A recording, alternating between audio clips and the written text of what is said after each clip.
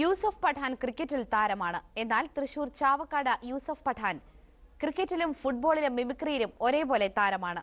കണ്ടാൽ പഠാനെ പോലെ ഇരിക്കുന്ന കടപ്പുറം സ്വദേശിയായ ഷാഫി ക്രിക്കറ്റ് ആരാധകർക്കിടയിൽ ഇതിനകം ശ്രദ്ധേയനായി കഴിഞ്ഞു. അതേ രൂപം, അതേ ഭാവം, മികച്ച ഓൾറൗണ്ടർ, ഫീൽഡിംഗിലും പഠാനെ പോലെ.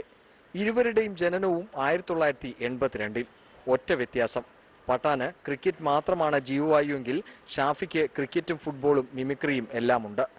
പഠാന്റെ രൂപസാദൃശ്യം പലരും നേരത്തെ ശ്രദ്ധയിൽപ്പെടുത്തിയിരുന്നെങ്കിലും കലാഭവനിൽ മിമിക്രി പഠിക്കാൻ ചേർന്നതിന് ശേഷമാണ് കാര്യങ്ങൾ ഗൗരവമായി എടുത്തത്. ഒരുപാട് കാലം മുന്നേ തന്നെ എല്ലാവരും പറയാറുണ്ട്. അന്നൊക്കെ ഞാൻ ശ്രദ്ധിച്ചില്ല. അവരൊക്കെ പറയുമ്പോൾ എനിക്കുള്ള സന്തോഷം തോന്നാറുണ്ട്. പിന്നെ ഇപ്പൊ ഞാൻ അടുത്ത കാലത്ത് കലാഭവനിൽ ചേർന്നു.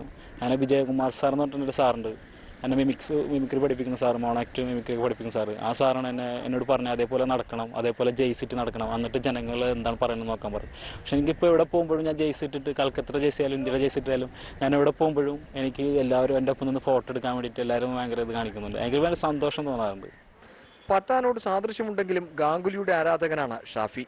2009-ലെ കേരളോത്സവത്തിൽ ഫുട്ബോൾ കിരീടം നേടിയ കടപ്പുറം ടീമിന്റെ ഗോളിയായിരുന്നു. പഠാനെ നേരിൽ കാണണമെന്ന് ആഗ്രഹിക്കുന്ന ഷാഫിക്ക് സിനിമയിൽ മുഖം കാണിക്കണമെന്നും മോഹമുണ്ട്.